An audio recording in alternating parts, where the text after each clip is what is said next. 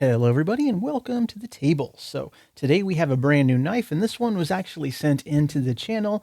And so one of these companies on Amazon just reached out to me and asked if I wanted to check out this folding knife. So of course I said sure, but just in full disclosure, there's no money being exchanged for this video. There's no affiliate links. I don't profit in any way, shape, or form. And no one's going to see this video before I tell you all about this knife right here. So this is coming to us from a brand called, you can see right there, BARRYSAIL. And so the rest of the title right there in the Amazon listing is just a word salad of knife terms. I'm sure that helps with the SEO and driving sales to this knife's page. But what do we get here? So this right here, this BARRYSAIL folder, everyday carry, tactical knife, yada yada yada. But it's actually pretty solid. So there are a lot of positives about this knife. So first off, I'm going to compliment this knife on this blade. So check out this blade. It is a black stonewash finish, D2 steel. It's pretty well done. It came, of course, nice and sharp out of the package, so no issues there. We have some nice jimping up here on the spine of the blade. And this huge choil down here really will help you get a nice grip if you want to choke up on the knife while you're using it. So the grip does help with that. So that's always cool. And so the blade itself is actually really well done. This black stonewash is very distinct looking.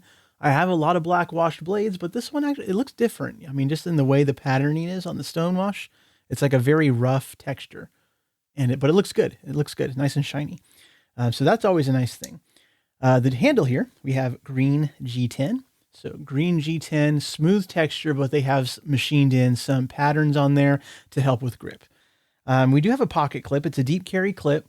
I kind of have an issue with these kind of clips because these are, the type of pocket clip you see on, dime a dozen imported cheap pocket knives.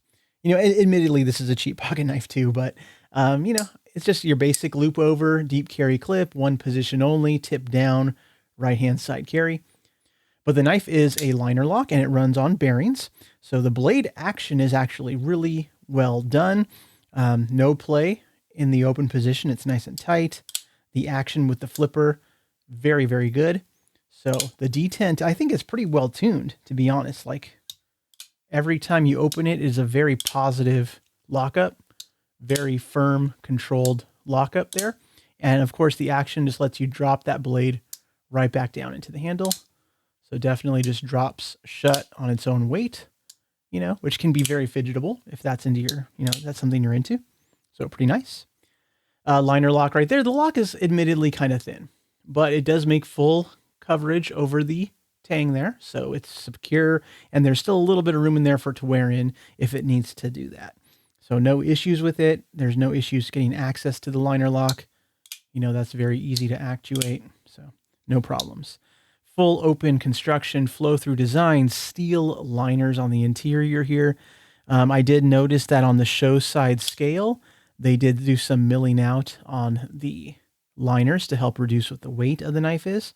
So that's always kind of a nice little touch, especially at the extreme budget end of things. That's a good thing.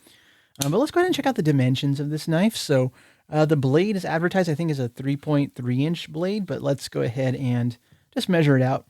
Because when it comes down to like actual cutting edge, we can see our cutting edge here is pretty much right on the money at 3 inches overall length. The choil though, the choil is like an inch on its own, so where you put your finger right there. So that's a pretty beefy sized finger choil right there. Overall length though of the knife, we can see it's pretty much right in at 8 inches long. So 3 inches of sharpened edge, 8-inch long overall length, pretty good size. A lot of us can, find that very useful. And, in terms of weight, let's check out how heavy this knife is coming in at. So our BARRYSAIL knife is coming in 4.2 ounces. So not too heavy or anything like that. Very everyday carry friendly.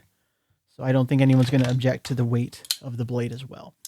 The knife is completely sterile. And so by sterile, I mean there are no markings at all on this knife. So there's no branding. There's no blade steel markings that I have yet found. And a lot of us prefer it that way. So it's just a totally, unmarked knife. And, for the price, again, not something I'm going to expect from it. Some issues though. So I can mention some small problems, and I call them problems, but again, they're growing pains with this knife. When the knife is in the closed position, there is some play in the detent, so we can see some little bit of wiggle right there. And is this a safety issue? No, it's just one of those little niggling things that if you're a perfectionist, it may bother you because in the pocket it's going to wiggle a little bit. But luckily, that detent, like I was saying, it's pretty well tuned. So even though there's wiggle there, like I have yet to be able to like force the blade out of the handle on accident. So it's not like that blade is going to flop out on its own. It's very, very secure with that detent until you decide to open it. So just a little bit of a, you know, quality control thing there. Also being said, the blade came very sharp out of the package. Looking at the edge, this is again a very minor issue. I noticed a little bit, I don't even know if it's going to come out on the camera, a little bit of glinting on the edge up here near the top. And again, it's so hard to even focus, but like right here near the tip, I think the tip of the blade is hitting this spacer back here. And again, I think it might be because of that wiggle. I think when it's wiggling into it, it's just kind of tapping on that back spacer, which again is making a little bit of a notch on your blade edge. That's something that's probably going to go away as you sharpen the knife and as you use the knife. And that's really, again, that's a quality control issue. This one may have it. Not every knife coming off the factory floor is going to have that problem. Some may have it worse, some may have it less. You never know. You can never tell. But again, the price of this knife, currently like $24.99, but then they usually have some kind of coupon code or something you can click on. So for about $20, you're getting this knife. $20. And so at that price point, I think it's more than satisfactory. There is some competition at that price point, of course. Like Kershaw makes a lot of budget import knives at that price. And with Kershaw, you're getting the brand name, you're getting a warranty. And with these random Amazon brands, we're not getting that necessarily. They usually do have pretty good customer service, but they're not guaranteed to be around forever. So there is that. And one thing that some of you probably already noticed, taking a look at this blade, if this blade shape looks very familiar to you, that is because this is an identical blade to the blade that we see on the Civivi Praxis. So if you've ever seen or handled the Civivi Praxis before, literally this blade could come from that knife. The handle is different, overall design quite different, but the blade is the same. So it's kind of interesting to see that. And of course, this is made in China. So I'm assuming a lot of these overseas companies, they heavily borrow, and I'll use the word borrow from each other. And so it is what it is. It's still a very nicely designed blade, regardless of the origin of the design. So it's something that I think is just noteworthy. But before we're done, we'll just do some quick size comparisons. So let me put out our Mr. BARRYSAIL right there. We have a Spyderco Tenacious. So let's put these side by side. You can see it's right in that same ballpark. We also have a Kershaw Blur. So Kershaw Blur, again, very comparable knives, very similar in size. So it's giving you kind of an idea of what you're getting in your pocket if you decide to purchase this knife. And for $20, I don't think you can really go too wrong here. It all depends on what your expectations are for a $20 knife. And as a $20 working knife, go for it. This is a good one. But I think that's all I really got to say about this BARRYSAIL. I love that name, BARRYSAIL knife. And if you have any questions or comments below, please feel free to drop those. I would love to hear from each and every one of you. But I hope you all have a nice day. See you later.